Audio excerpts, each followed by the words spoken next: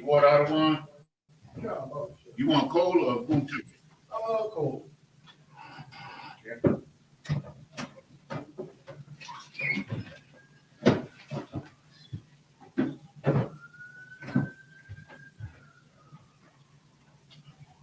I finally found that murder. Yeah, that kind of Vinda. Yeah, I ordered it. Amazon had another brand that was more expensive. I found that brand on Google. But they don't got no more murder in it. I don't want Captain with it with murder. So you guys be talking about Mm-hmm. I want that.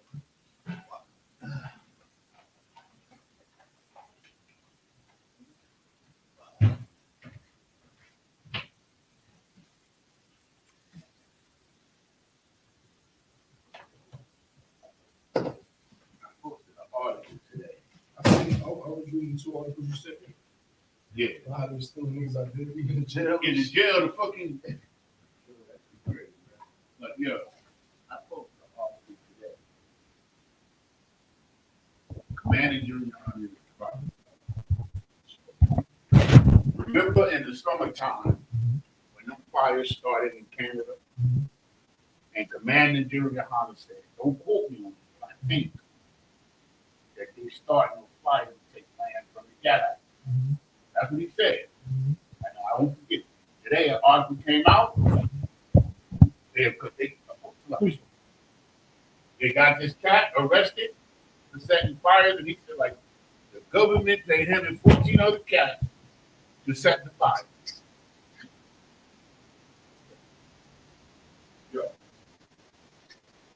Man, Junior Hunter called that shit. Like, I'm like when it feels like, damn it, right? Yeah.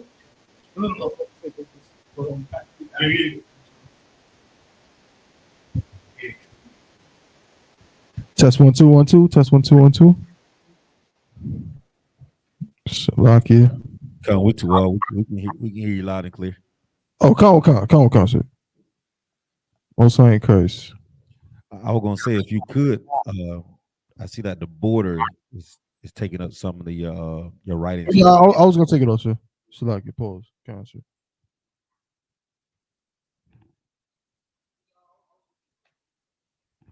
The water. Count. See, Isupk Durham. Make sure my audio is good. All is good. Yeah, we just waiting on the Kosh car, but it should be in shortly. You know, he might be driving something. But that's no sweat. All right. Let's clap it up.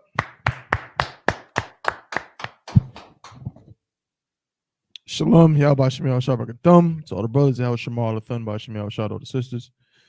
It's the Israelite School of Universal Practical Knowledge. Started out at 1 West 125th Street, Harlem, New York, under Commander General Yohana. This, of course, is the Friday night Lashawan Qadash class here in Durham, North Carolina. Priest and Officer 1000 Dabawan holding it down. Got my brother, Officer 400 Yanazar with me as always. You already know. So we're going to get right into it for today. Get into some topics. We begin with general concepts related to what they're called inflections, or different inflections, and their different uses. We used one last week that was kind of different from what we usually do because it was basically not grammatical, so to speak, but just showing the broad ways in which we can utilize just different attachments to words to flesh out different ideas and concepts and so on. So we're going to continue that on that course for today, and also talk about maybe do a brief alphabet review as well, and take any questions, Hebrew related questions that anybody may have. Okay, so I can start with a scripture. Yanazar, if you could, Bob Kashad, get me the one, the one I like to start with in Ecclesiasticus, the prologue, and also get me Thine Heritage, the one. Those two. Let's start with those real quick and and easy. Go ahead, brother. Just a quick second. Yes, it's the prologue.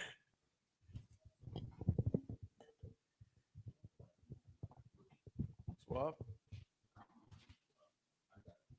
Okay, I gotta read about Testing. Okay, shalom, everybody. Okay, this is a portion of the prologue for the book of Ecclesiasticus. And it reads, to the intent that those in living according to the law, wherefore, let me entreat you to read it with favor and attention, and to pardon us wherein we may seem to come short of some words, which we have labored to interpret. Mhm. For the same thing uttered in Hebrew and translated into another tongue have not the same force in them. Right. And so that's the basic premise. That's the reason why we go so hard about understanding this Hebrew in the ISUPK. Remember, this is the Israelite School of Universal Practical Knowledge, okay?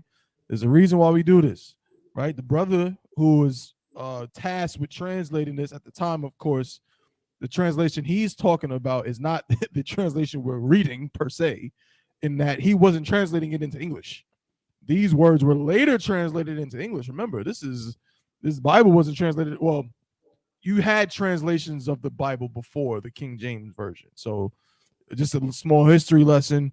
King James Version was not the first English translation. It was like the fourth, right? Around there, fourth, fifth, third, somewhere around there. But it certainly was the first to have to be massively accepted the way it was, right? And we use it to this day. And that was in 1611, excuse me. In 1611 that it was published. Again, it was worked on for several years. But prior to that, you had translations before that. Because remember, when you get the verse, that's the time period. But the brothers during that time, guess what? The Old Testament already existed, right? The Tanakh, as we know it, or most portions of it, most of it, already existed, right? So how could brothers who grew up in these, Greek occupied areas, how could they even begin to read or understand anything written in the what we call now the Old Testament? It would have to be translated into the Greek so they could understand it. And so that's what he's talking about. He's talking about the translation from Hebrew into Greek, right? And what did he say? Say that again. For the same thing uttered in Hebrew. The same thing uttered in Hebrew. Go ahead. And translated into another tongue. Right. It was originally written or spoken in Hebrew. Now it's been being translated to another language. That's what tongue means. Another tongue just means another language. So when we read the scriptures and it talks about speaking in tongues, it is not talking about, what I'm saying? Hashkala, bashkala, right? He's not talking about that. You know what I mean? It's talking about another language. Okay, go ahead. Have not the same force in them. It doesn't have the same force when it's being spoken in this other language as opposed to its original language. So anyone who is trying to avoid Hebrew, you can 1000%, they're not going to understand the Bible. Yeah, so if I get like the example of virgin. Yes, that's a great one. To me, like that's one of the best. Like Christians will never understand the Bible if they don't understand that what that word means in Hebrew. Right. Exactly. And really, and with that, that is a major example also of how living in a certain time period can have an effect on your psyche. When you say the word virgin, a person, they can't even wrap their mind around the idea that it doesn't mean what they're trained to believe it means. They can't fathom it. You understand? And that's why you have to go to the Hebrew, where you will learn that a virgin in Hebrew is only what? It can only be a woman. You understand? A man cannot be a virgin. That should be a clue right there. In America, you can say a young boy who's never, had the The pleasures of a woman, could call him a virgin in English, but that is not how Hebrew works. Can never call a young boy a virgin, whether he's had sex or not had sex. That's not how that works. And so the same works in the opposite direction. But you got to get to the Hebrew to understand that. Any more on that, Yanazor? I think well, okay.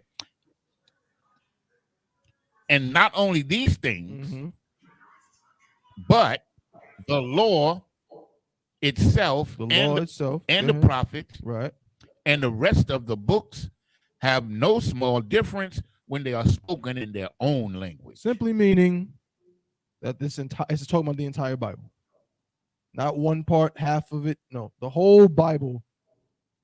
You got to understand it in its original language. Now, give me my heritage, and we're gonna get right into this. This is the book of Jeremiah, chapter 17 and verse 4. And thou, even thyself, shall discontinue from thine heritage that I gave thee, and I will cause thee to serve thine enemies in the land which thou knowest not, for ye have kindled a fire in mine anger, which shall burn forever. Simple. We're going to discontinue from our heritage that the Lord gave us. That's why we don't know that we're really Judites and Benjamites and Levites, right? That's why we don't know how to break down different aspects of Hebrew. We don't even know this is our language. This was our heritage, right? Heritage, of course, comes, we all talk about it.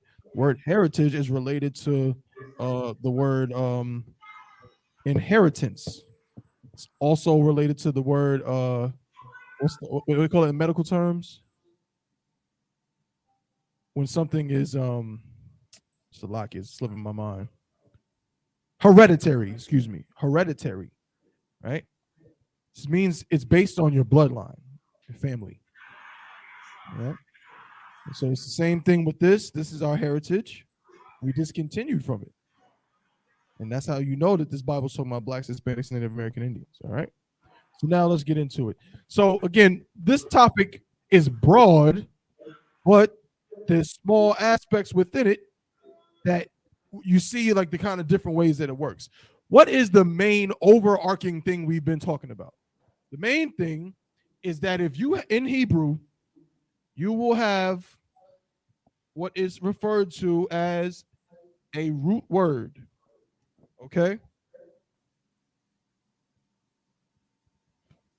For now, we're actually going to use this word right here. We'll use shum, right? I'm actually just going to erase. Which one should I erase? They all kind of work, but so I'll erase the mother's one right here.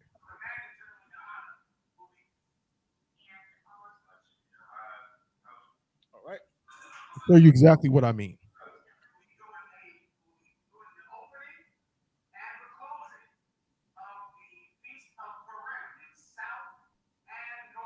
So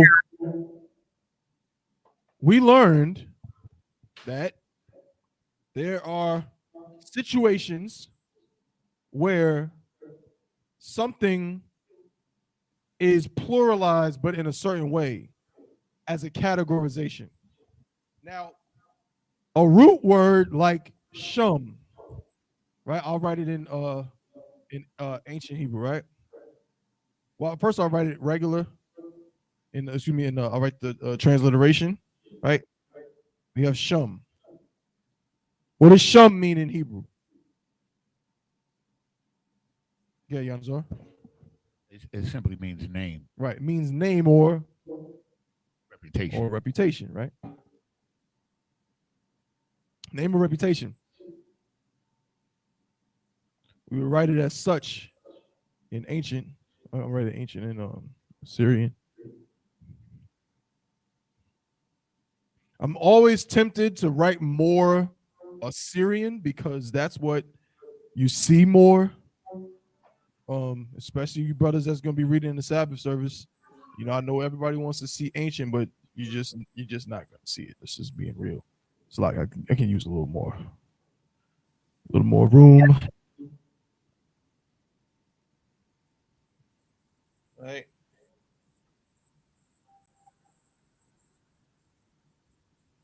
ancient,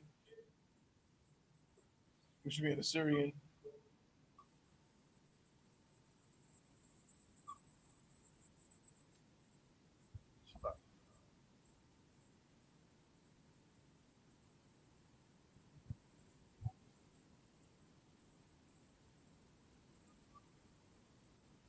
Shum, right? Now, this word, I forgot what it's called in English. If I could find it, I'll let you know. Root word simply meaning this is the lowest common denominator of this word. It's not a compound word. This is the word. And from this word is how you build other things, like building blocks. But this word is the base. What do I mean by that? Meaning, I can use this and attach things to this to form other ideas and other concepts. Okay? If I'm building a sentence, if I was to say an English sentence with only, we said it before, your root word might be a noun, a verb, right? If I was to try to say a sentence like that with no pronouns, no adverbs, no adjectives, none of that, then a sentence might look like something like this.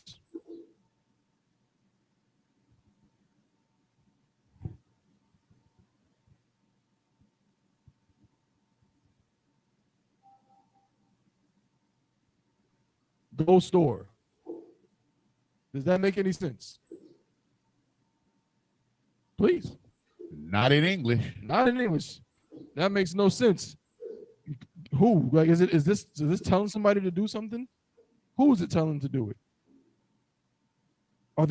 When are they going to do it? There's not any information in this. And a sentence is about communicating information. That's what communication is. But I take these same two words and give them the proper treatment.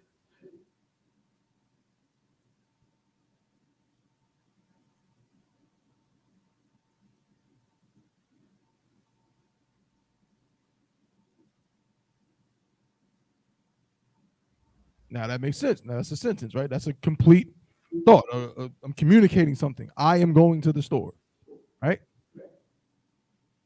So we do the same thing in Hebrew.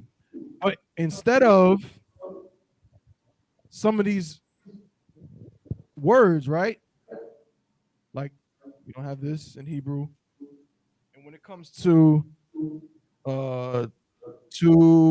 the, and even this part, going, these inflections, we are able to manipulate root words to create this. Okay? For example, and again, we're not going to write a full sentence per se, but we're going to show the concept of how slowly but surely we're just building up information or a solid foundation of information, because that's what a sentence has to do. Hey, Shalom, Makashi, how about Shemel Shakata? Yahweh Shemi Hawashai Barakatah. Lucky. Building up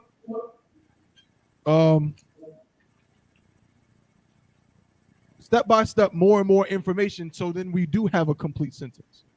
But if we know this is the root word, then we know this again. This is the base level of information where there's not much information. It's the root word. Okay, I'm gonna get that exact word for it in English in just a moment. But for now, we'll just deal with it, calling it the root word. Okay. How we take shum and give us some more information. We have a thing called possessives. Is anybody familiar with possessives in Hebrew?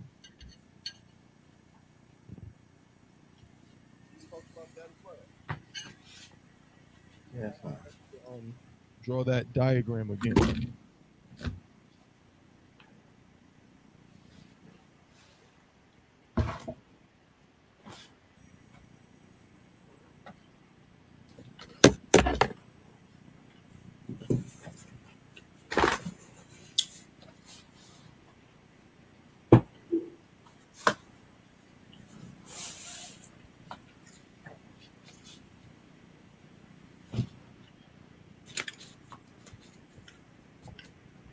Bear with me. I'm going to draw this diagram so you can follow me. And don't worry, we're coming back to Shum. And you'll see what I mean.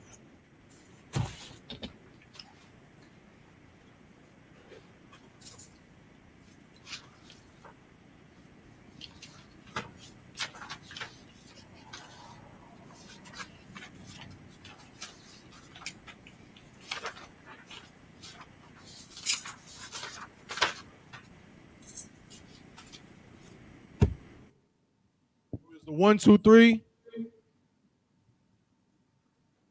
1, 2, 3. All right.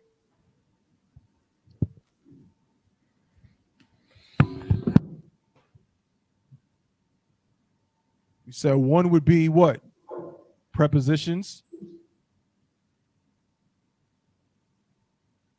AKA what? AKA prefixes.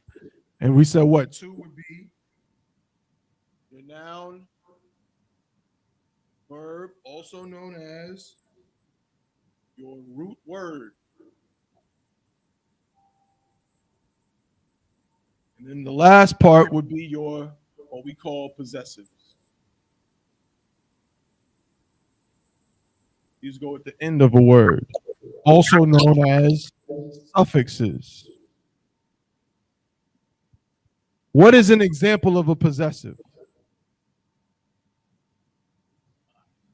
Mine, right? But how do we say that in Hebrew?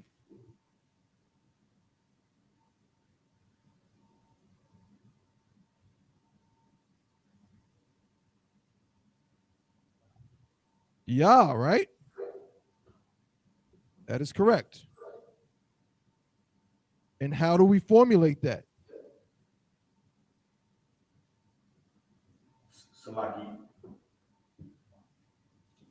Say it again. Shemwa. No, but you didn't say why though. Salaki, you talking about the prefix? Well, here wouldn't be a prefix, it would be a suffix, Or the preposition? not the preposition. To say my in Hebrew, how do we say something? We take a root word and make it my this.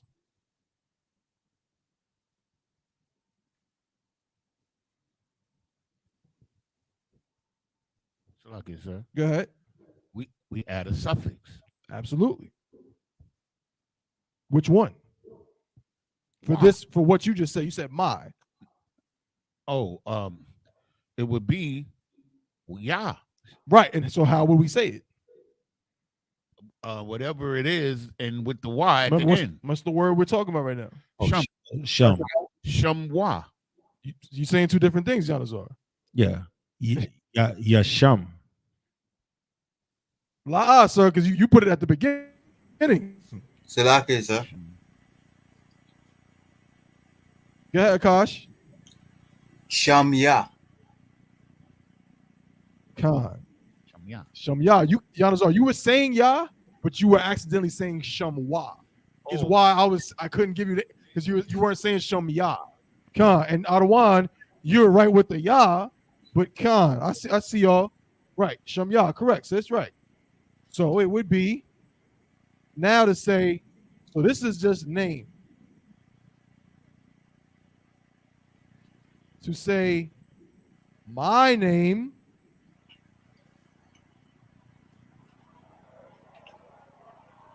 Shamya.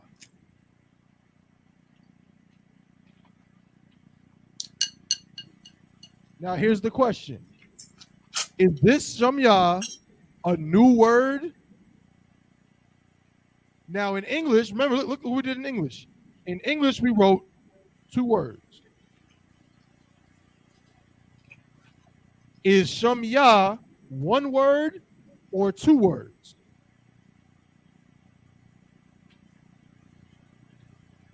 Salakia, sir.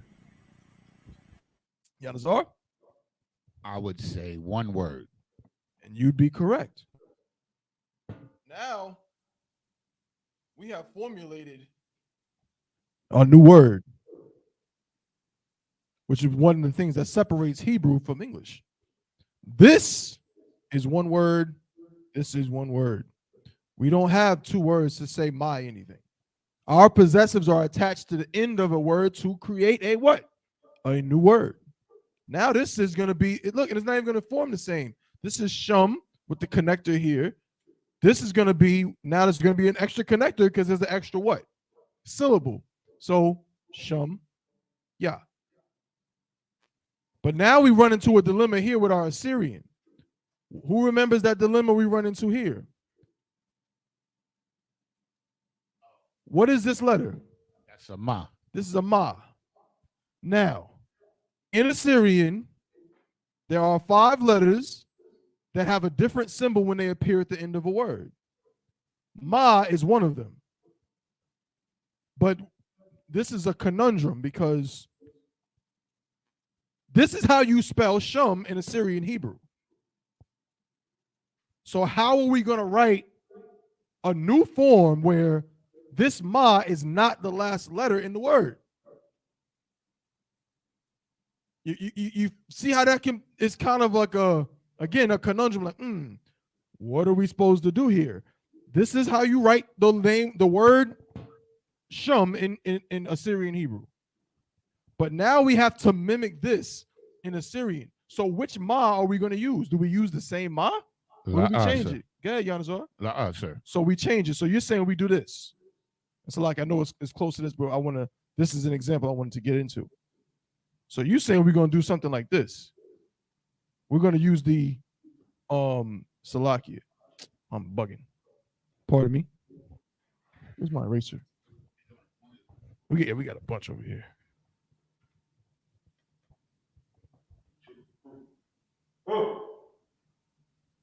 That's not, what is happening? Oh, there we go.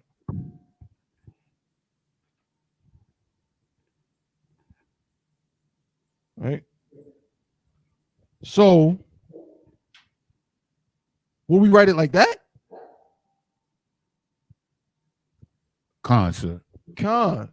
Because it's a what now? It's 1 word, so it's not at the end. Right. This is a new word. So this ma is no longer at the end of the word because this is a new word. We had to make a new word to say this phrase. Essentially, when I say make a new word, again, it's still based on the root word, but we had to inflect the root word to form this concept here, this possessive. And then we have other ones. Because this I want everybody to make sure they pay attention to what I'm saying. Because this can mess you up if you're not, if you don't keep it in mind. I want you to free your mind of when you hear the word possessive, automatically thinking we're actually talking about a possessive pronoun. I'm going to say that again. I need you to free your mind of the idea that whenever you hear me talking about possessives, that we are only talking about possessive pronouns. What does that mean? Again, look at our diagram here. Prepositions, root words, possessives. Every single thing that we attach to the beginning of a word will not technically be a preposition. It will not. For example, how do you say the in Hebrew? Yeah, Yanazar. The. Mm-mm. That's not how you say the. Salakia. Ha. Khan. Ha. And you say it where? At the beginning or the end of a word? At the beginning of a word, sir. At the beginning of a word. An example of that is the first, the first word in the Bible is ba, ha, ba, rashiyath. But it's actually, ba rashiyath or something like that, meaning in the start or in the beginning. But ha is not a preposition technically.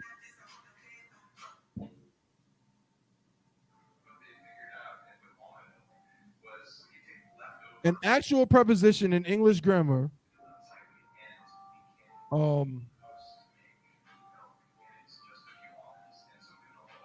a word governing and usually preceding a noun or pronoun, Salakia,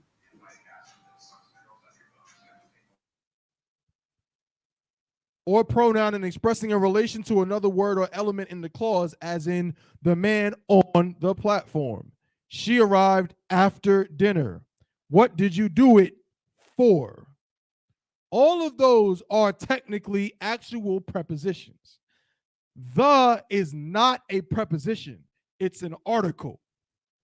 In fact, it is the only, in English, definite article. There's definite articles and indefinite articles. The is a definite article.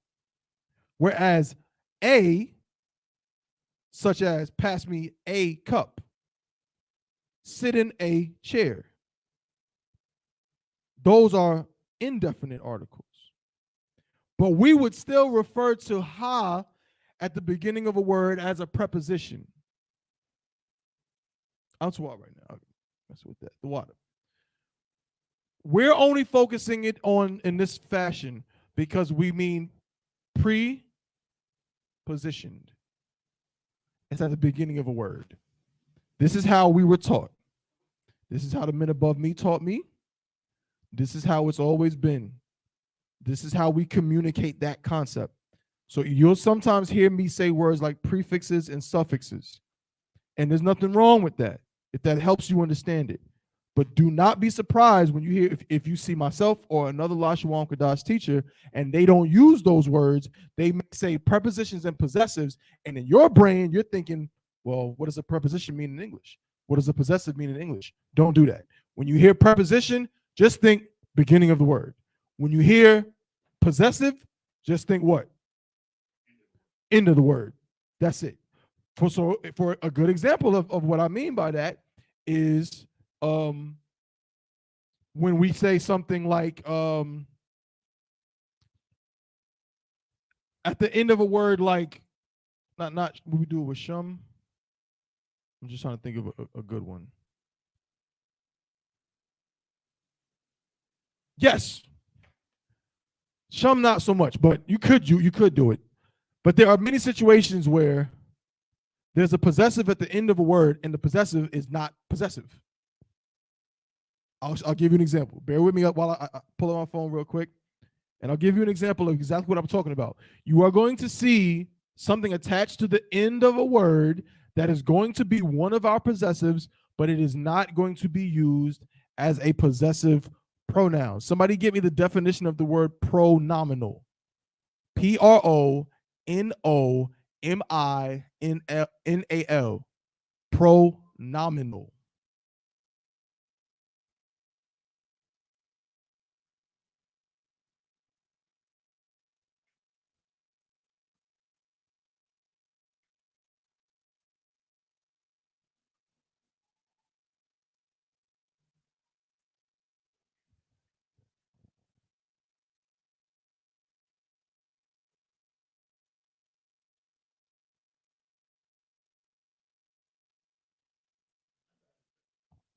Come, bear with me just a second.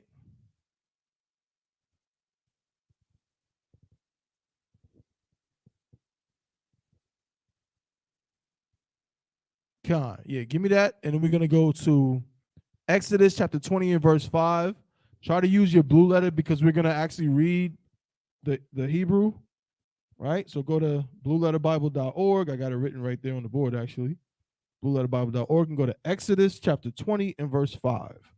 And we're going to see an example of what I'm talking about. Go ahead and read that definition, Yanazar, about Kasha. Oxford Dictionary, pronominal, adjective, relating to or serving as a pronoun. Pronominally, adverb, belonging to a pronoun, from Latin pronomen. Right. A pronominal is simply a word that is able to function as a pronoun, but that doesn't mean it always functions as a pronoun, and that's what we're going to see. So when we see the word possessive, what are some possessive words in English? Ours, my, your, his, her, their, right? Those are possessive what? Pronouns. Okay? Those are possessive pronouns. And we know some of them in Hebrew. If I say Abba Nawa, what does Abba Nawa mean? Our Father. Our Father. If I say Shumka, what does Shumka mean? Your name. Your name. If I say Shamwa,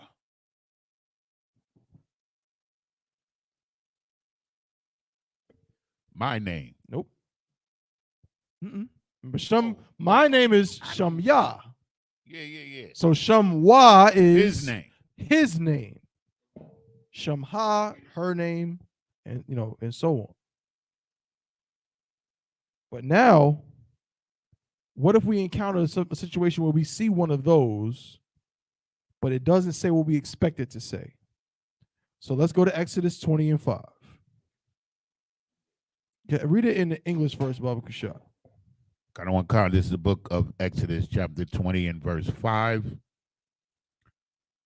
Thou shalt not bow down thyself to them, nor serve them, for I am the Lord thy God, am a jealous God, visiting the iniquity of the fathers upon the children unto the third and fourth generations of them that hate me.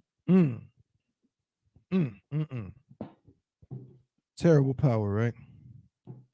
Now let's read it in Hebrew. I'll read it, right? It says La'ah Ta Shathakwa Lahum Wala'ah Ta Ibadum Kaya Anakia Yahweh Alahayaka Al Quana'ah Paquad I1 Abath Al Bunyam Al Shalashim wa Al Rabayim La Shana'aya. Okay. Now I'm going to show you how many times in this sentence a possessive is used and it's not used as a possessive pronoun. I'll show you. So the sentence starts la'a, right? Dashathakwa. Then it says to them.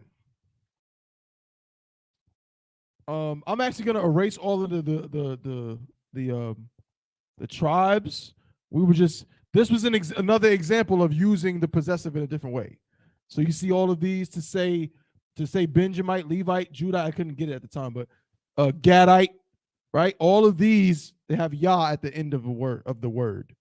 And this is where you get again, even in English, that suffix that goes at the end of the word that associates, the either possession or identifying a certain landmass. Russia, India, Australia, Indonesia. With that IA, it comes from this. It comes from Yah at the end of a word. This is also where the IT comes from. Israelite, Edomite, and so on. And there's other, it's like 4 different ways. Even Israeli comes from that ya at the end. Okay. So yeah, that's what we were going over. Another way of using it, but I want to use this space.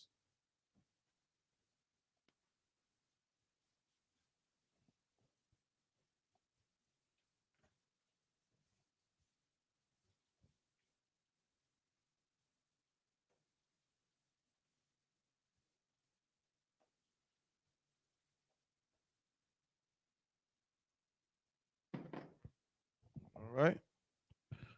Salakia.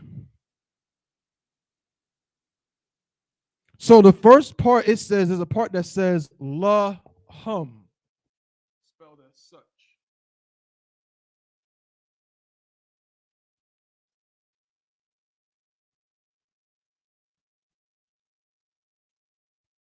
Right?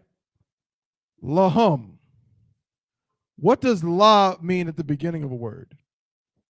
That would be the what? Preposition. We talked about how you can have what? In a word, you can have 1, 2, 3, or you can have 1, 2 with no 3, or you can have 2, 3 with no 1, but you can also have 1, 3 with no 2. This is an example. La at the beginning of a word means 2 or 4, right? Hum at the end of a word is a possessive. That means there. You understand? This would be how we would say something like their car, their house, right? Their farm, or so on. Possessive, that would be the possessive pronoun, right? Hum. That's the masculine form, right? But guess what? In this sentence, or excuse me, in this phrase, it does not mean there. It doesn't. Who can guess what it does mean, though? You don't really got to guess it. This is written in English. Does it mean to you? Mm-mm. To them? There we go. That's what it means. Yeah. To them. Now, how does them and there relate? Grammatically, of course. Anybody else? Let's see. Anybody else want to take a shot at it? How does the word there, the possessive word there, relate to the word them? What's the relation between those two words? Or is there a relation? Maybe there's no relation between those words.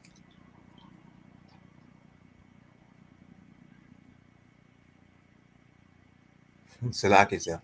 Good goddamn question. Yeah, Gosh. Yeah, I see the similarity. I think it's the third and the fourth part of speech. Is it that? Like the I know it's not first.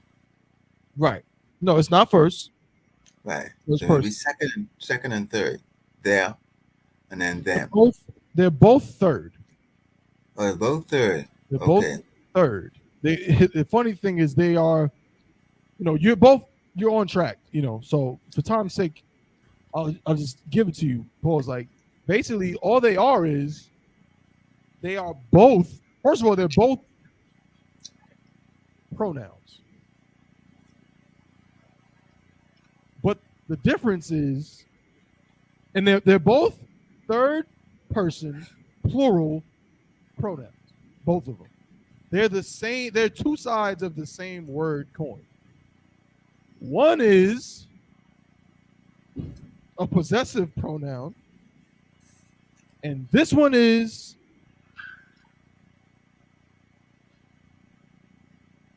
it's just a third person plural pronoun. That's all it is. No. One is possessive, one isn't. This is the possessive equivalent of this, right? Just like What is the possessive equivalent of me? My or My. mine, Con. right? In older English, mine. What is the possessive equivalent of he?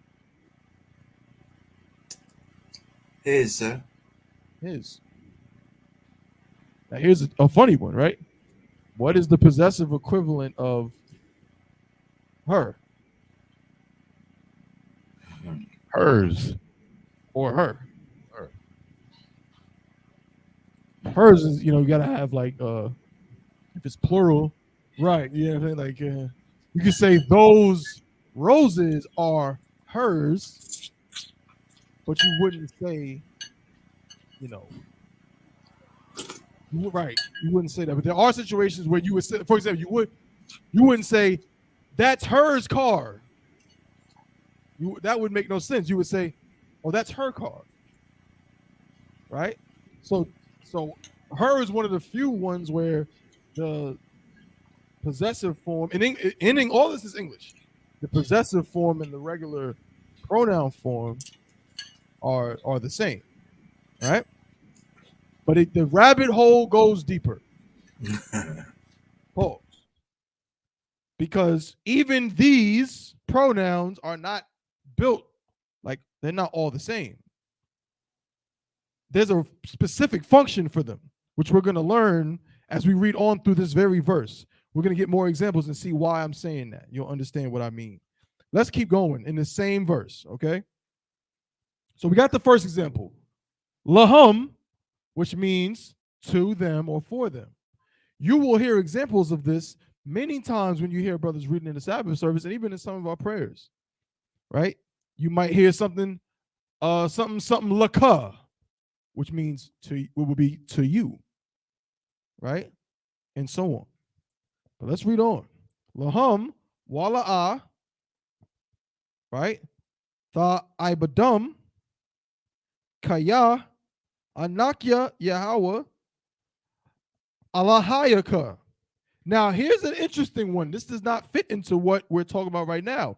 We're talking about possessives that don't function as possessive pronouns. But in this very sentence is a possessive that is functioning as a possessive pronoun. Right. Here we go. Alahayaka. See that? No. Your God. Alahayaka. You've heard us say in prayers and such, Alahayanawa, which means what? Our God or our power. Alahayaka is your God. Right? Now that's a possessive. And Hawan, I'm going to answer your question in just a moment. Keep going. Allah, Quana'ah, Paquad, I1, Abath. Now this is actually interesting because this is a little off topic, but we did talk about this last week, right? That tha at the end being like a form of plural, but it's like a categorization. You see that? The fathers. But it's not abayum because you don't have multiple fathers, but you have fathers as a category, right? So let's keep going. I'll bunyum, right? And here that's another one, right? Again, for right now, we're dealing mostly with these kind of different types of pronouns. But bunyum, what does bun mean in Hebrew? Let's send someone online, see if they can get it. What does bun mean in Hebrew?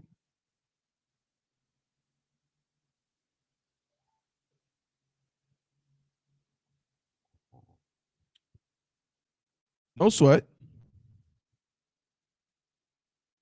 Yanazar is right. It means son, right? But you also, so there's this word bunyam, which simply means children. It can mean sons in context. It can mean sons or children, right? Because in Hebrew, whenever you are talking about a large congregate of people, the gender that you use, the neutral gender, is masculine. So to say children, you would say yum. Yum at the end of a word is the masculine plural. Yun at the end of a word is what they might call a feminine plural. But if it's all children, boys and girls, you use the masculine, right? So yum would be another example where it's not a possessive pronoun. It's just making it plural. Yum in Hebrew is the equivalent of an S at the end of a word. Sons. Right? It's close to that. Not exactly the same because they didn't think of children. Right? It doesn't have an S at the end, but it's still plural. But that's how yum works. And it is a possessive. We call it a possessive, but it is not a possessive pronoun. All right? We only call it that because it goes at the end of a word.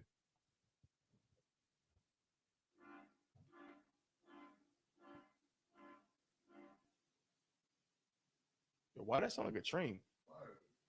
In the middle of the road. It's like a train in the middle of the road. That is crazy. Scary times. No sweat.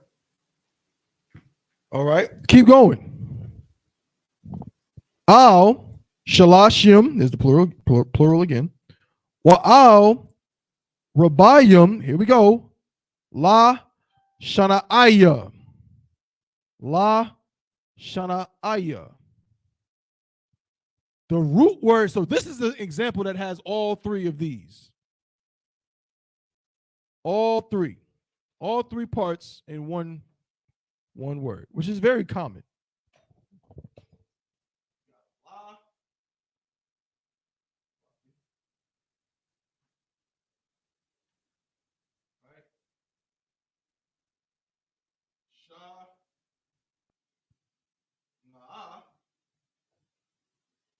And then a ya at the end. Now, the root word shana'ah means hate. La, remember at the beginning of a word means what? Two or four. Now it's translated here as like kind of like of, but still, if you were to even say it, if you were to read it, say like, let me see, unto the third and fourth generation, for them that hate me, or to them that hate me. It would still make sense, right? It's just that's how he chose to translate it, but it doesn't mean of, it means two or four, right? But the point here is that at the end of this word is a ya. We know that ya at the end of a word means what?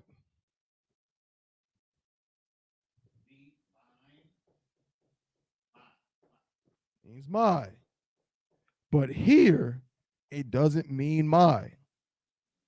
It means me. Because me is the pronominal equivalent of my.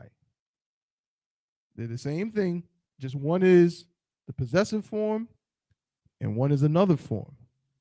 And now we're going to learn what that other form is called in English grammar so we know what we're seeing.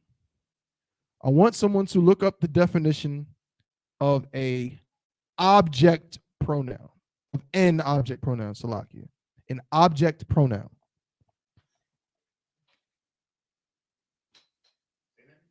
Look up the definition of an object pronoun. Object, like object.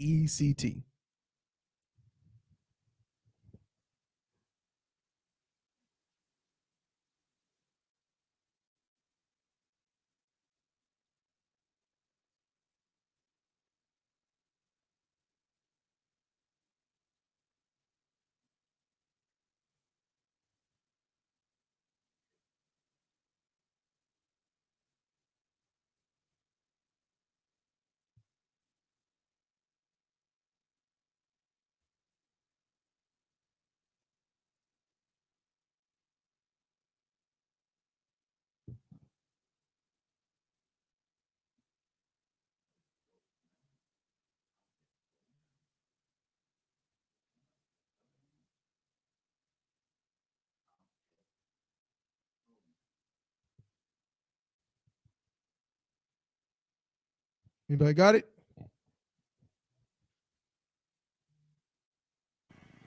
Canon on cancer. Read it, Baba Kushab. Canon on cancer. It's come from a Google search. An object pronoun is used as the object of a word or a proposition, which means that it's the person or thing affected by some action. Oh, it is the person or thing affected by some action. That is a perfect way to word it. It is the person or thing affected by some action. Right? Another way to put it is what receives the action in a sentence. Right? Now, who can break that down for me? Why in the verse we just read, in the scripture we just read, why would it be used? Like it's Go ahead. to be used because hate is an action. Object pronoun. Yeah. Now, okay, you're right. That part is correct. But so now, hate is an action. In the sentence, who's doing the hating and who's receiving the hating? So, the Most High is receiving hate. The Most High is receiving the hating. Con. So if the Most High talking, he's saying them that hate me. Yeah. I'm in that guard. He's the passive party. He's not the one that the action is happening. He's not the one doing the action. He's not the one doing the hating. He's the one getting hated. So he's the object of the hate. You understand what I'm saying? He's the object of the hate. Now someone find me definition of a subject pronoun.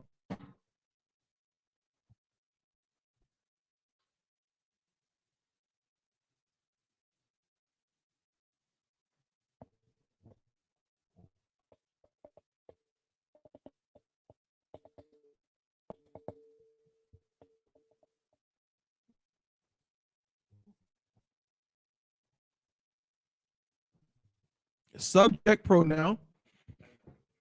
Yeah. No, you got the answer. A subject pronoun is used as the subject of a verb, which means that it's the person or thing performing the action. There we go. The person or thing that is performing the action. Right? Notice the Lord said of them that hate me. He's not performing the hate. The hate is being performed upon him, so to speak. Okay. Second.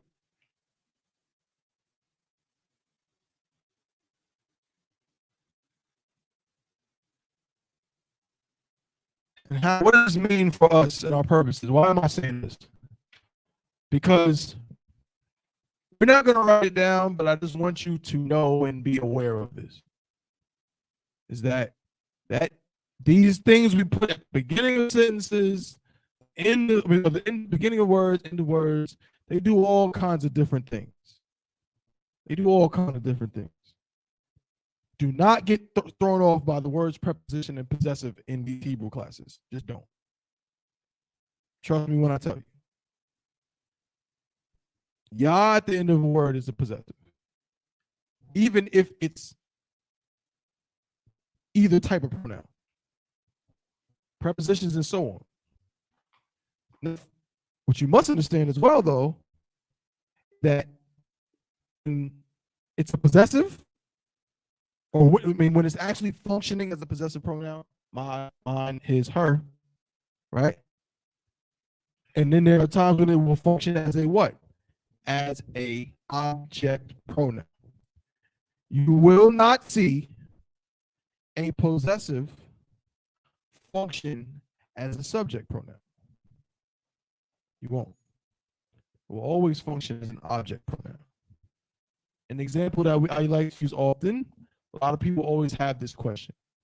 How do you say I love you in Hebrew? Well, this is how you do it. See, remember, this is exactly the thing that we saw in that scripture. The fathers, in this very scripture, a both, right? Categorization. But people ask, how do you say I love you? So now we know the root word for hate. Let's show that. Let's do that, right?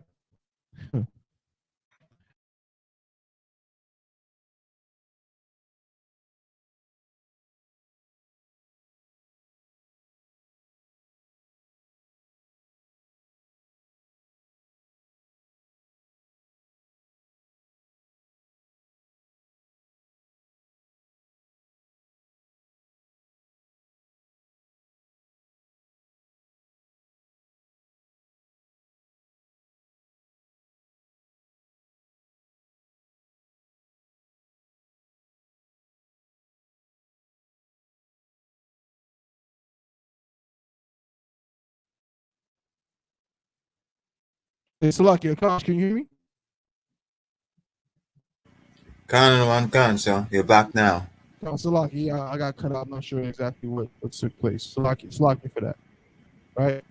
But I'm saying you have another root word for hate from this scripture. Does anybody know the root word for love? I want someone to find it for me. Someone find me the root word for love.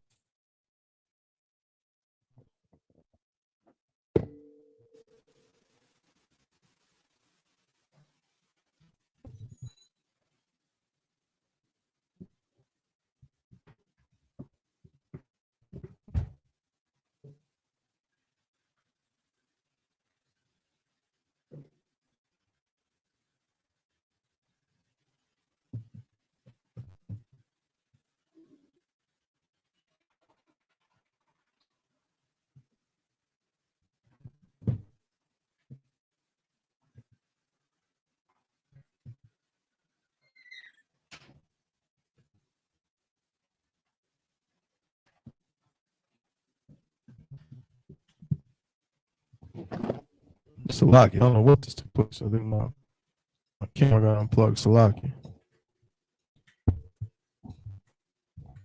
In the meantime, you got it, Akash? I'm looking for it, sir. But you're coming in very choppy.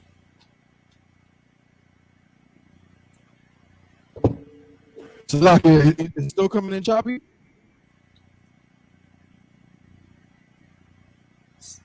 Sulaki, say something, sir. Salaki, can you hear me? Can and one can. Is it Tawab or it's still messed up? It's Tawab now. Can. Okay, well, sorry. Let me know if any other issues. Kind of, it's the what? Come on, the water, sir.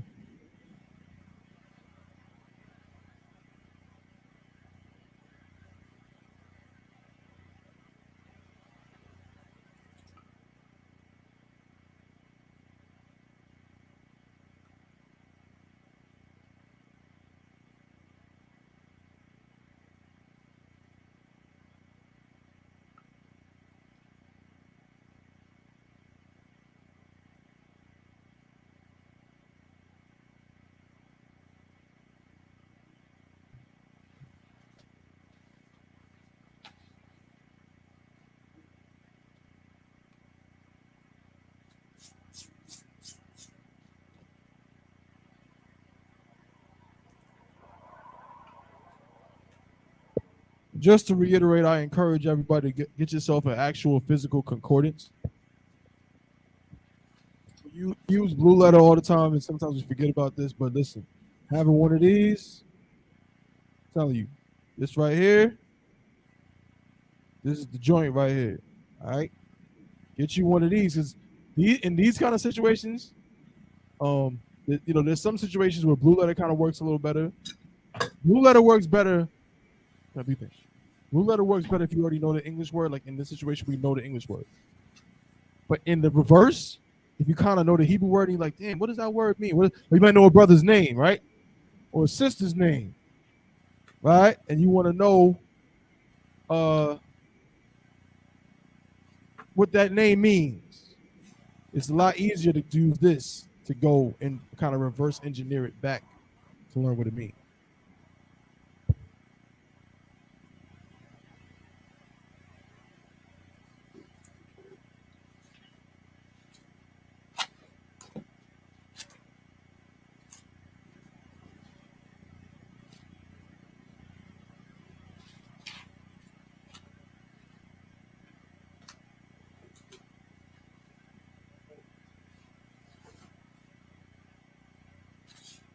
See how we do it? I located the word, right?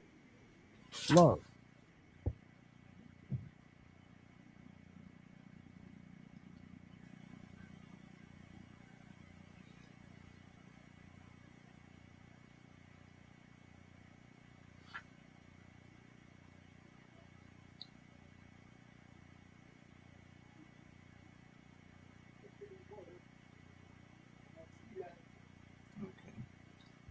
I see that H157 is used very often in H160.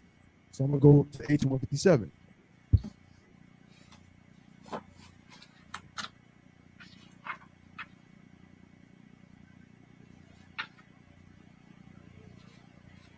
Knowing Lashawan Qadash, you'll see a bunch of words that they look different, like H157, 158, 159, and 160, all or 159, all look different, right? But they are pronounced the same. They're really the same word.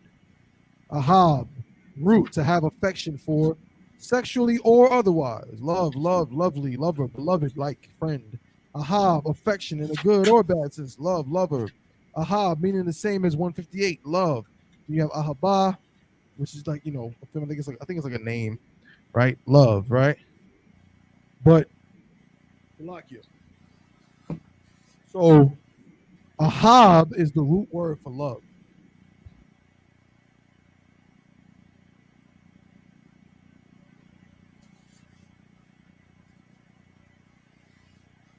We're trying to figure out how to say I love you. How do we say I? I know you know, Yamazor. How do you say I in Hebrew?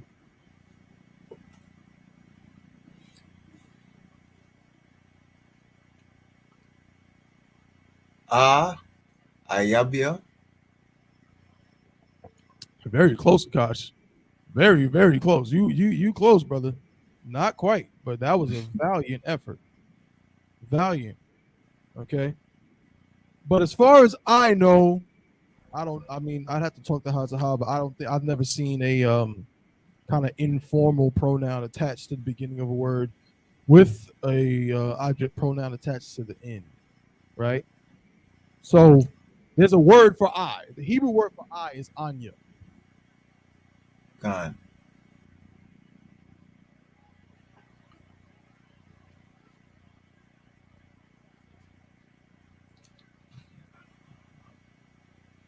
Anya. Anya Ahab. That would be I love. Which technically could be a sentence. I mean, it's a statement. I love, it's a weird one, but you could say it. What we're trying to say is I love you, right? So, you on track, Akash. So Anya Ahab, Ahab Ka. Anya Ahab Ka. give him a hand.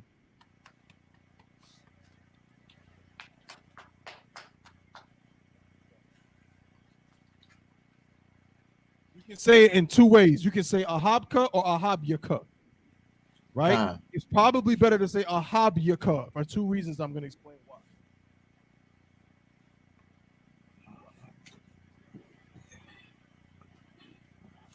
The Yah here is works in two ways. First of all, it's a buffer.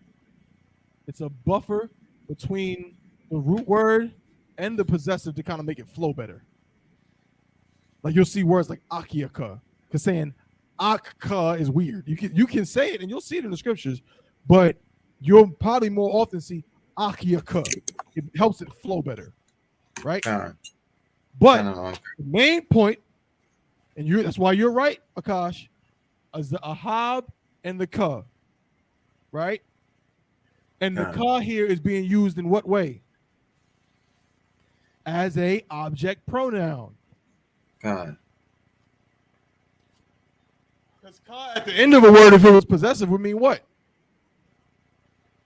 Your or thy, thy name, thy sons.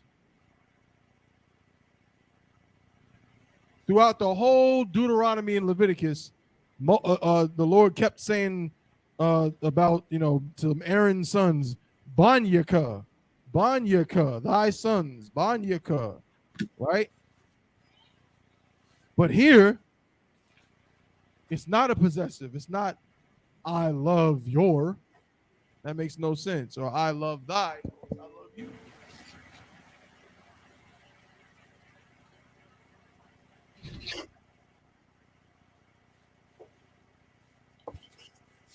So go home and say that to your lady. Right? Say it real smooth on your hobbyaka. Woo! That sounds like an album right there. If Marvin Gaye Kinda was one kinda. right. Most High in Christ. But on the flip side, now that we know how to say I love you, I expect somebody to be able to tell me how to say I hate you. How do I say I hate you? Now this is the beauty of learning this language in this way. We can plug and play. If I know how to say I love you, how do I say I hate you?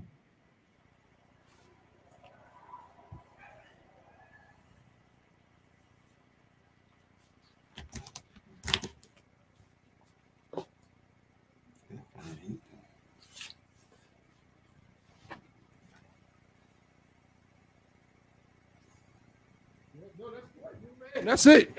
That's it. Anya Shana Aka or Shana Ayaka. Woo! That was the vibe.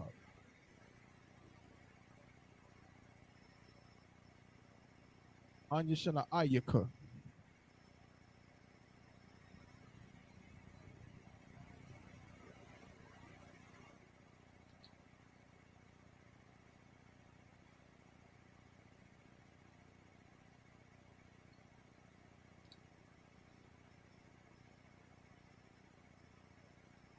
Mm-hmm.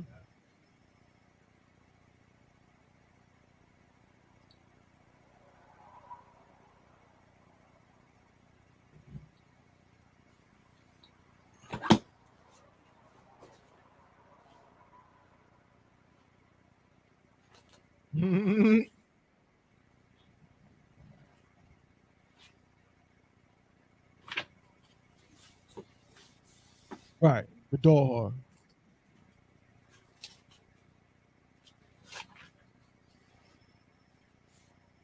What? Count, that's crazy. You seen it? Okay. I got you. I understand. Don't sweat. Count. Right? Let's see this right here is a beautiful exemplar of the formulation of a sentence when we understand how the different ways that this can function. If we got a pronoun, right? If we got a root word, right? And a possessive. Man, we can do a lot with that. You understand? Let's see if we can get another example of a good one like that, right? We got I love you, I hate you. One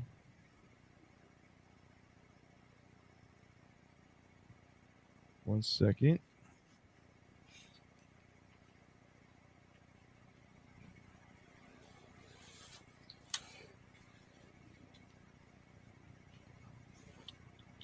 Bear with me.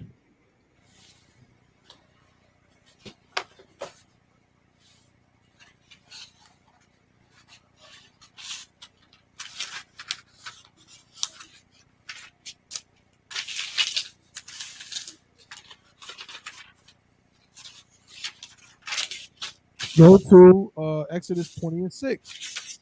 This is right after the hate me scripture.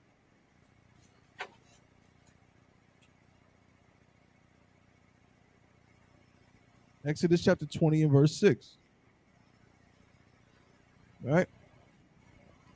It says, and showing mercy unto thousands of them that love me and keep my commandments. So that love me. How does the Lord say that phrase, love me?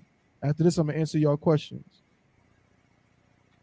Oh, no, actually, no, I see your question right now. They're together.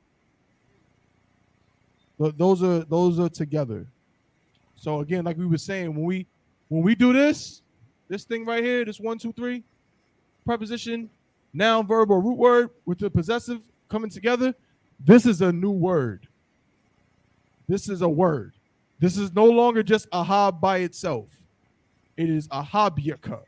And when we write it in Hebrew, let's say we were writing it in ancient, we would write this sentence like this.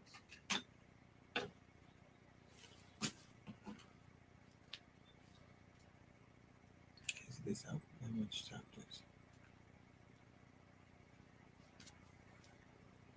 It's 23 right there.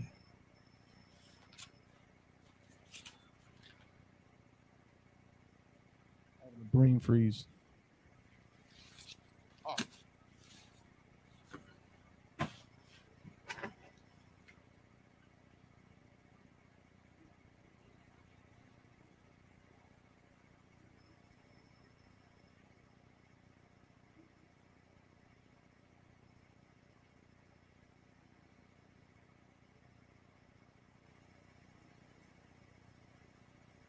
So yeah, that ahabyaka, right, is its own word.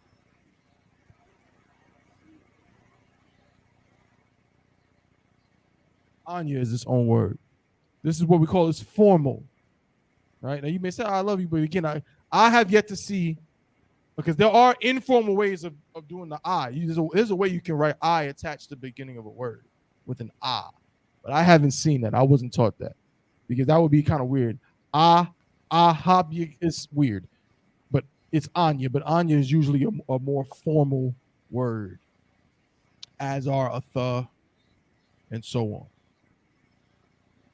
But no sweat. So yeah, let me where are we at? Right, Exodus 20:6, and showing mercy unto thousands of them that love me and keep my commandments. Love me. Love me. So if our root word before, when he said hate me, he said shana aya. If our root word is a hob, and now he's saying hate me, love me, what should we see? I always love to do this. Let's see if we can predict the Hebrew before we even read it. Yeah, Yadazar. We're gonna have to see a hob. We got to see the root word. We got to see the root word, and what should we see after it? Me. Which would be? Yeah. So we should see A shab. ha. Ahabyaka. Don't leave the ka off. Ahabya. Ahabya is what we should see. Let's read it. Wa I salage. Good. If I may. Wa Aisha. Kasad. La apanyam. La ahabya. Wala shamaria. Matazawathia. You heard that? We said la ahabia. The ahabia means love me. Okay? And there's so many different ways now that we understand that the same way we say my also means me, and his also means he, and her means her or hers. Yeah, you can see that used in so many ways.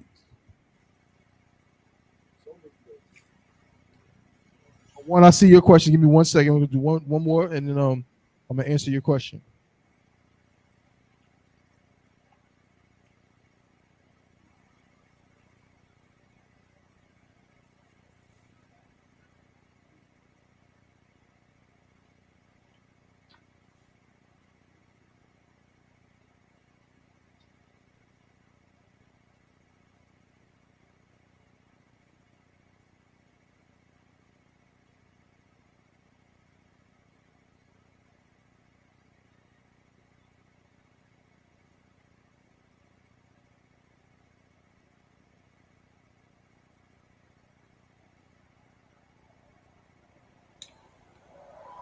Bear with me just a moment.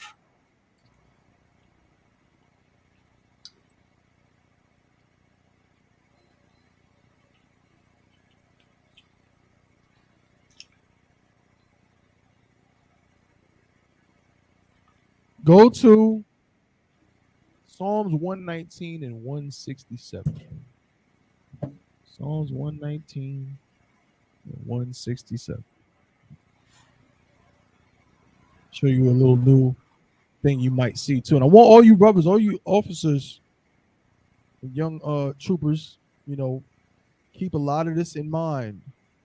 A lot of what we're talking about, it may seem small. It may seem like it's inconsequential, but trust me when I tell you, if you keep these things in your memory, it will help you when you are reading the Hebrew in the Sabbath service. If there is any one thing that all of this is about, believe it or not, it is to make reading the Hebrew easier. And everything we're talking about is supposed to do that, and it will if you understand the concepts. Right? If you want to succeed in anything in life, I'm not gonna go on a tangent, but if you want to succeed in anything in life, if you want to, get good at something, you have to know the why of the thing. You understand? You have to study the why of it. Why does this work? What is the reason? What makes this go this way? Why does this function how this functions? Right? And there is when once you start to understand those things, now you can manipulate it. Okay. Same is true with linguistics and languages and so on. Right? If you want to learn a new language, understand. Don't just repeat it. If somebody just says, "Como estas" means how are you? You say, okay. And you just say "Como estas." Yeah, that's fine. But then you might want to say, well, how are they? Instead of saying how are you, you might want to say who are you? And so on. So you got to get to the blueprint underneath. And that's what we're doing here. All right. So y'all got the scripture? Right. It says in Psalms 119 and 167, my soul hath kept thy testimonies, and I love them exceedingly. Man, that's wild. King David got them words, you know what I'm saying? King David got them words, right? But now we're going to read it in Hebrew. In the Hebrew. Shamara, Napashia, Idathyaka, Wa Ahabam. End of the sentence. Well, that's strange, ain't it? You might say, well, none of the things that we discussed, we didn't quite see them here, except for we did see Napashia. The word Napash means soul. Okay. So what is Napash? If Napash means soul, what does Napashia mean? My soul, right? There's a possessive. It's being used as a possessive pronoun. But it says, so Shamara means hath kept, right? Or kept, right? So Shamara Napashia means kept my soul. And again, remember in Hebrew, you can kind of flip them. That would be, you can say it in English, but you would be talking like Yoda. Right? We always talk about it in this class, right? How Yoda talks. Like Yoda, he puts instead of saying your opinion has been revealed, he says revealed your opinion is. Right? He puts the verb it's weird how he puts the verb at the end, and his whole sentence structure is strange, right? But in Hebrew, that's actually normal to kind of flip them. You can put it in either direction. You could say Shamara Napashia, or you could say Napashia Shamara. My soul hath kept, or hath kept my soul. That's why a lot of times when you read in the Old Testament, they begin a sentence with what? What do we always see at the beginning of every sentence, Janazar? Yeah, Waya Debar. Waya Debar, which means, and he said, then the person's name. So it'll say, Waya Debar Masha Al Aharon. And he said, Moses to Aaron, right? So he's got to be aware of that. But then it says, Napashia, my soul, Idath Yaka, right? Which comes from the root word Idah, which means testimony.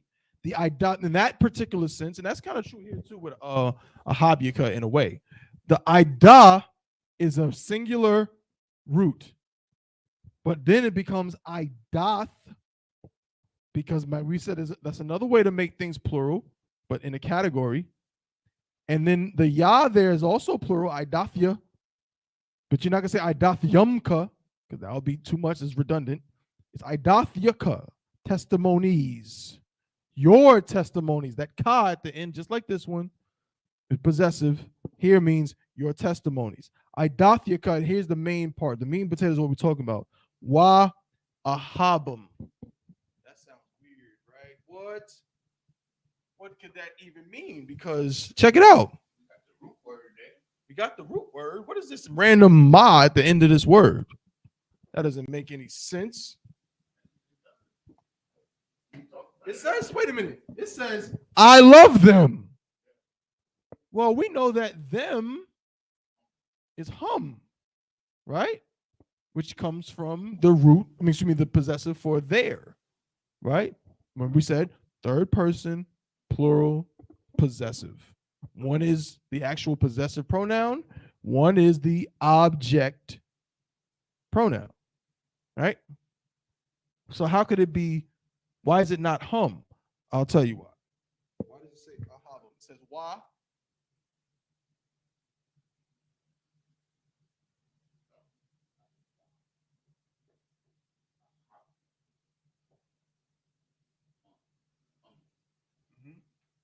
I'm gonna explain it.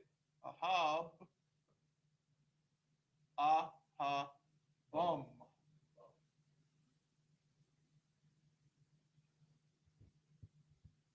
You'll see this sometimes, and you'll say, "Well, what's that about?" Here's the answer. Here's the understanding of it. This is the root word.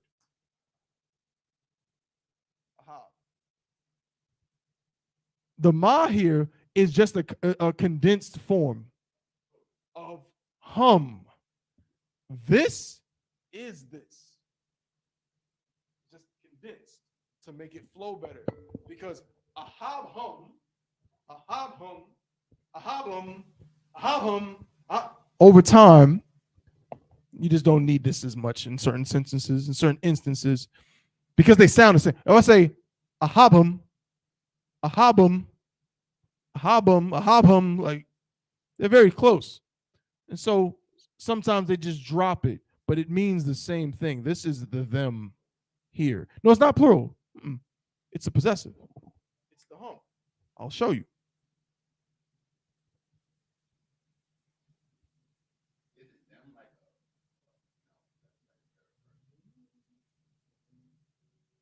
Here we go. Here's the proof. It is. Oh, Salaki, my bad. Pardon me. You're right. It is plural in that it is a third person plural possessive.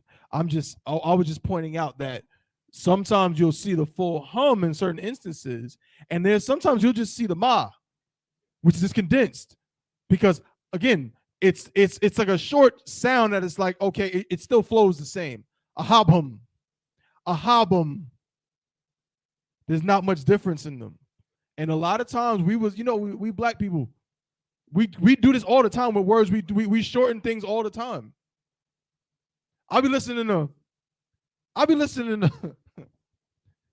like you now, Yadazar, now you from the Bronx and Harlem, right? If I'm wrong, tell me. I have heard brothers from Harlem condense saying 125th or 100 and something to where it sounds like one fast ass word. I just hear a nigga be like, yeah, he was on 125th. 125th. He don't say 100 and 125th. 125th. Am I wrong? I've heard it many times. That's how brothers say it. Now, oppressor on 125th Street, he's gonna say it. A brother from there is gonna be like, yeah, I was on 125th, on 5th, on 6th, right? Just condense stuff. It's our culture to do that. And it's the same thing you're seeing right here. This is black culture. This is the original way to say it, and you can still say it, but then we got sometimes where it's just like, Man, you know what the hell I'm talking about, bro. A habum, right? And just cut out the middleman here. But it's the same thing. And you notice also that it says I, right?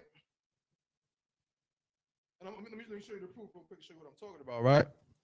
So again, I always talk about this is something you can utilize too to try to work into your studies and help you. Sometimes part of studying is formulating more questions, right? It's not just getting the answers. Sometimes you got to ask good questions, and that'll help you get good answers to understand things better. So here's an example, right? This is this word, right, or this couplet or this phrase right here. You know, those little fuzzy. See why? Habum. All right. There's the root word, ahab, which is love. And then you see this little green thing at the end. It's like these weird letters. And what is going on here? What that is the parsing. You can click on that on Blue Letter. You can click on it, and it'll bring up the Hebrew parsing. Parsing, just think of like parsing through something. Meaning it's just going to break down to you what this couplet is constructed of, right? And you'll see it's Strong's H157, which is the root. Then it gives you the English phrase that it translates to, and I love them, right? And if we go down, you see the code is just telling you all the different parts. Can't even explain all that. So there's a method to it, but I don't understand it fully. But you scroll down, right? So this is the root. This SP part, and that's the C part is the conjunction. So the C means conjunction. That's the Y at the beginning, which means end. Then we have this root, which is a verb, qual, sequential, imperfect, all that grammar stuff. And in this last part, we click the SP3 part. Look at that. It's the mind. What does it say? Speech. Suffix, like we've been saying. What else does it say that I've been saying?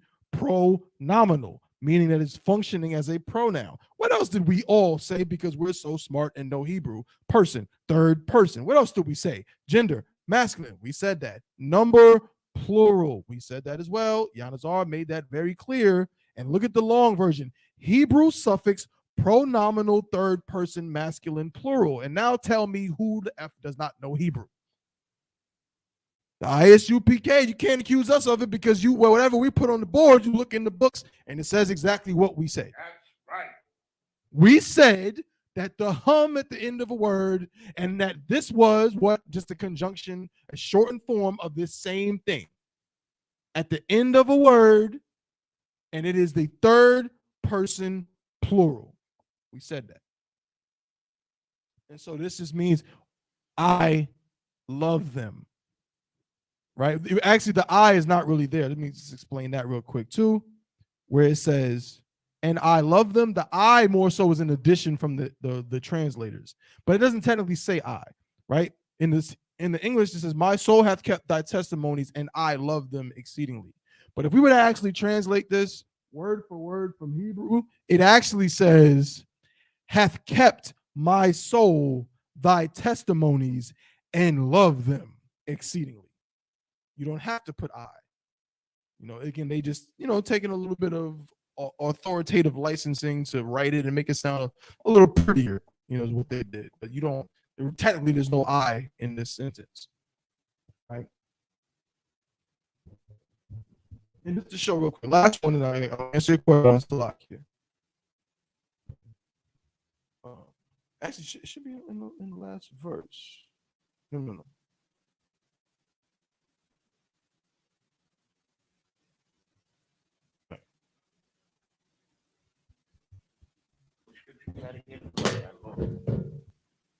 Who was that? Psalms 119 and 167.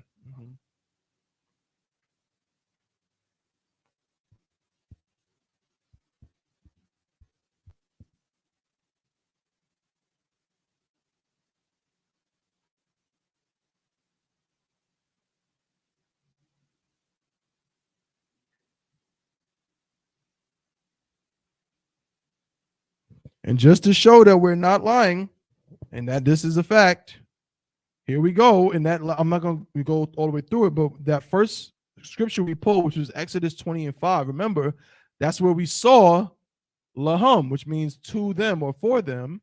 And let's see if that hum has the same breakdown as the ma by itself that we just talked about. Here we go. See, it says to them right there. Click it, and then what we see, the same thing, SP3MP. And there's the hum. What does it say? The same, exact same thing. Suffix, pronominal, third person, masculine, plural. They're the same thing. All right. Now, Hawan had an interesting question, and we'll probably end the class on that note. Trooper Hawan's question. Salakia.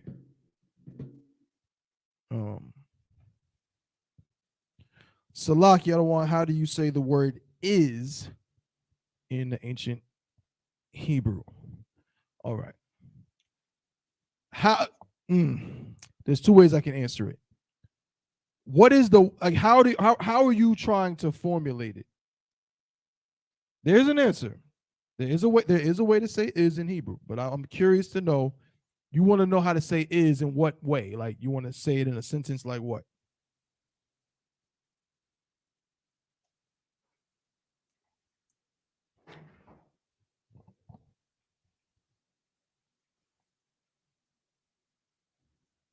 In the meantime, let me just look through my notes, and I'm gonna get it for you.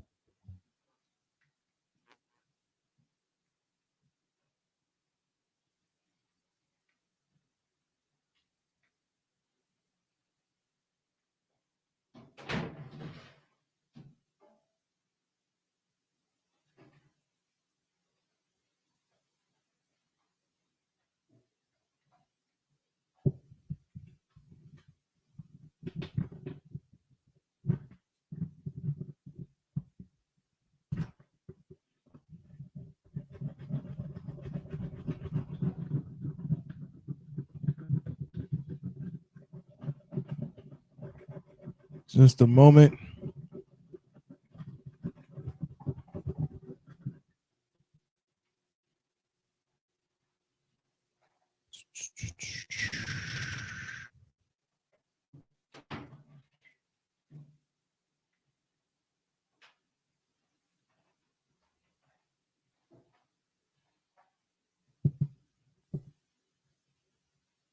No sweat. All right, so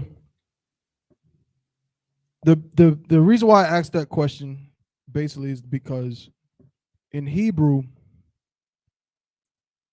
there is a way to say is, but it's not going to be used the way that we're generally used to using it in English. Someone look up the phrase connecting verb. The definition of a connecting verb.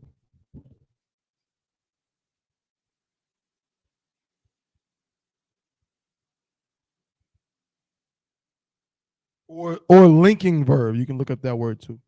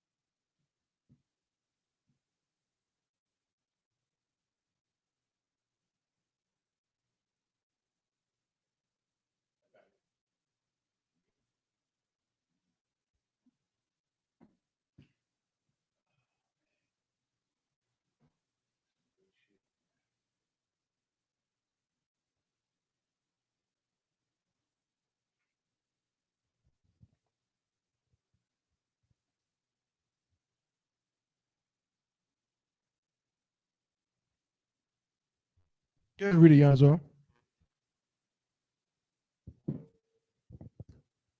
A linking verb connects the subject of a sentence with a subject complement, i.e., noun, pronoun, or adjective that renames or describes the subject. For example, in the statement, Max is excited, the verb is links the subject Max to the adjective excited. Mm-hmm. That's a perfect example. No, because it used the very word we're talking about. Right? This is also known in English as a copula, right? A connecting word, in particular, a form of the verb be, connecting a subject and complement.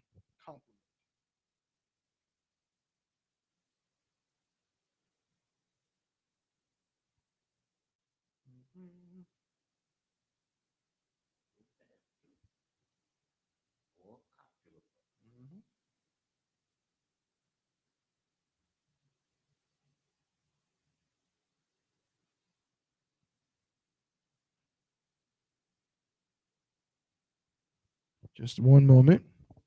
I'm gonna give an example. You're gonna be done.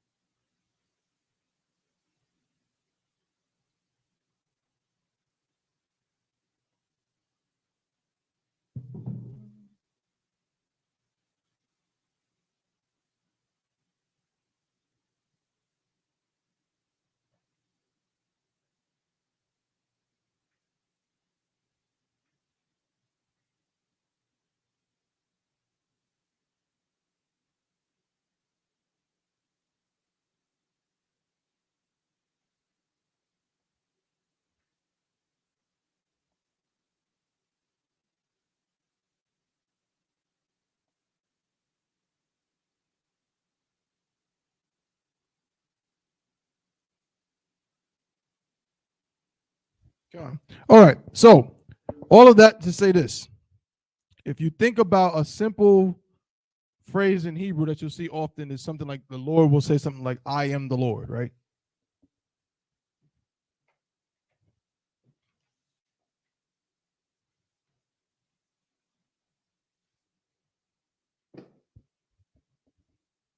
Or to make it even more simple, we'll say how will we say the phrase something like, he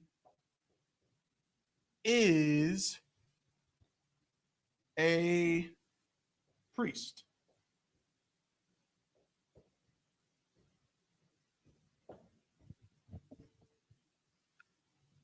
The point is, in Hebrew, this form of is, which is a conjugation of the word to be, right? Think about it in English. In English, how do we conjugate the verb to be in first person? Am. Second person. No. are. Third person.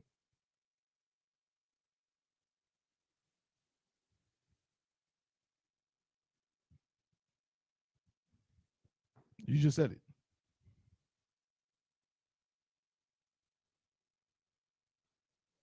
You just said it. Just say the word you just said. You just said it just now. Is. Right. As in, so first person, I am. Second person, you are. Third person, he is. She is. Right? Now, how will we say it in first person plural? We are. First person plural. Remember, first person singular is I. First person plural is we. Now, second person plural, still you are, or you all are, right? Y'all, we might say in colloquially as black people, y'all, right? Salagi, if I may, Please. would we be the same thing as us? Absolutely. Con on one con. Yeah. So we remember the whole thing we talked about with direct object pronouns and so on, right? If we take the possessive that we use at the end of a word for we, which is what? Who knows that one? What is the possessive we use at the end of a word for to make we or our? Yum. La. How do we say our father? Abba Nawa. Yeah, I would know. Abba Nawa. So Nawa, which means our, okay, as a object pronoun, right, or pronominal, it would also mean what? Us. okay, the water. Count on one count. It would mean us. So we can get examples of that in the scriptures where the Lord, remember we did love them, love you, love me. If we were to look for love us, we would see ahab Nawa, right? And so on. So Khan will count the water for that question, sir. Okay. What was I was asking? Yeah. So is right. So now first person plural is we are. Second person plural, y'all are, and then third person plural, they are. Right? So is a conjugation of that, but it is functions in English, like this is an English sentence, as what we just looked up, a linking verb, a connecting verb, or a copula. In ancient Hebrew, this does not exist. Neither does this really. Kind of. Now, there is a word that means to be in Hebrew, and it is utilized sometimes in a way that might be somewhat similar to certain sentences that would have is or are or am in it. But generally, the way we use it in English, again, as a copula, I am happy. You are my friend. She is my wife. He is a priest. And so on. We don't use that in Hebrew.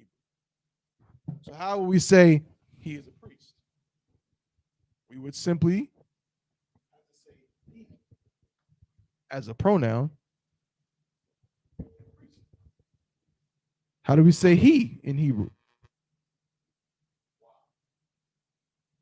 That's how you say his. Yes, sir. See, I got y'all a little off here. No sweat. I understand why. Because y'all aren't wrong. Y'all are doing exactly, and I'm glad you said it like that, Yanazar. Y'all are using possessives, right? Y'all are using possessives, but remember this. Remember this. This is a pronoun, and it's specifically a subject pronoun. No different. Think of this the way we used I in this sentence.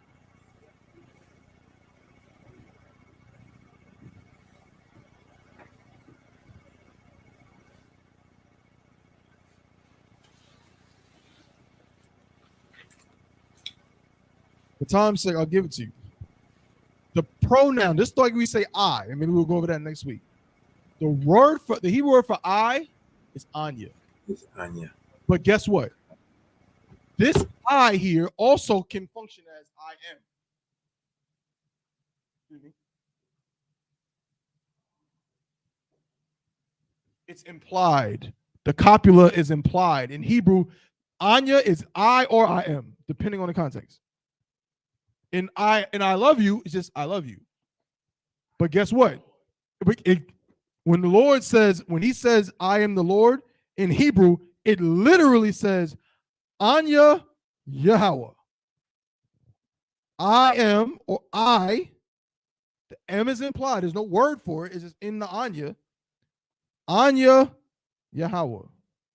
So if the Lord says, I am the Lord, with Anya Yahweh, to say he is a priest, all I need is the pronoun for he, which in Hebrew is either he or he is. It's implied. If it's there, it's there. Like depending on what you're saying. That word is hawa'ah. Hawa'ah, and the word for priest is kahan.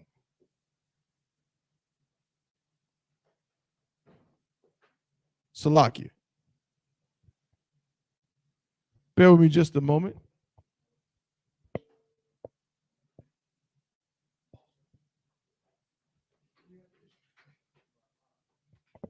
Khan. So that's how that works. The sentence say he is a priest would just be Hawa'ah Kahan. Because the is, again, is like implied. And you can, again, plug and play. You can put this with other stuff. I want to say, how would I say he is a captain?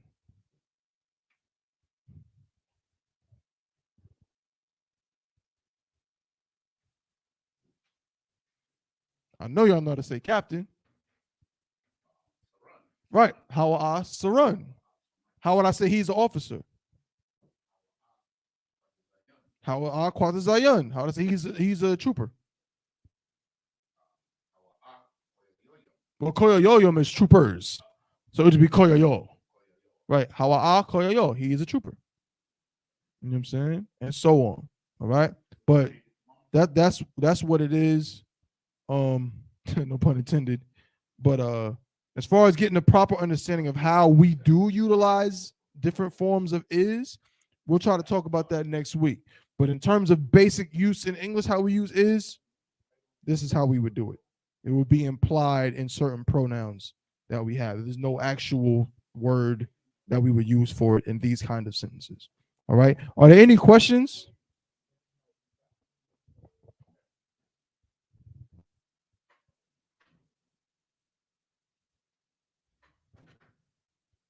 If not, no sweat, no sweat. Next week, we'll be, Giannis, you two all got any questions, bro? Come. So next week, we'll get right back. Piggyback off of this. Again, we might be due for a little alphabet review. Salaki, we didn't get to one today, but I was really digging the concepts we're getting into, right? But you can utilize all of this. All of this is useful, again, to actually read the Hebrew, all right? So yeah, next week, same time, same place. And we'll just, go off of this and try to expand our knowledge on these concepts and get some more stuff in there. And probably some vocabulary words as well. But if there's nothing else, with that, I'm going to pass the class over to Priest Officer of 500.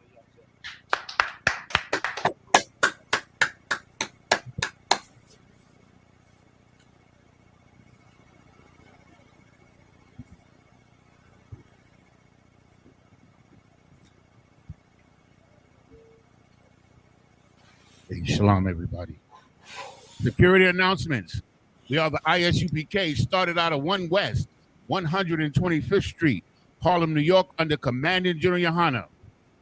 New rules for brothers and sisters. When a new brother or a sister comes into the school, they are off limits for 6 months. They are to be saluted only. They are here to shed themselves of the world. After 6 months, if a brother or sister has an interest in a particular person, he or she must get permission from the head to speak to a brother or sister. There's another 6 months in which the brother or sister will court each other. After this 6-month period, the brother or sister will get permission from the head to marry. Tithe, which is a commandment. You can find this in Numbers 18 and 21, and Malachi chapter 3, verses 8 through 10, means 10th in the Hebrew, and it's pronounced ma'ashera. 10% of every penny of any increase the Lord gives you, you give to the Treasury Department or teacher. Priest fund, free will offering for priest, not mandatory. Whatsoever amount you would like to give. Upcoming Holy Convocation on February 22nd in South Carolina. I don't know what city in South Carolina. In South Carolina, we will be attending the Feast of Purim. And we'll be closing the feast on Friday, the 23rd, in Charlotte. Remind Akiem, Kannapolis, North Carolina. Remind Akiem and Akwatian to check social media such as isupk.com, Facebook, Twitter, YouTube, and so on for ISUPK events and materials. If a brother wants to be a trooper in the school, he is to start wearing all black, which includes black boots, shirt, pants, headband, or scarf. And with that, men of Israel, I imagine. Men of Israel. Check. Men of Israel. We give one courtesy salute to the teacher. Men of Israel, I imagine. Shabbat, I imagine. Barak, Yahweh.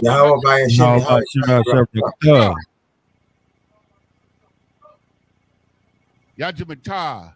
Class is with. Hey, Salaki, everybody out there that's listening, I got a quick message for y'all. I had to share this because on Yanazar. If you remember back in the summertime when those fires started up in Canada, right? Commanding General Yohana said, don't quote me on this, but I believe that they're setting those fires intentionally to take the land from the Gadites. Do y'all remember that? We remember when Commander General brought it up. Salakia, sir. Today, I got the article on my Facebook. If you need it, I'll send it to you.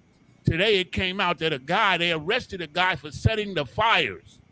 And he says that the government was paying them to set the fire to get the land.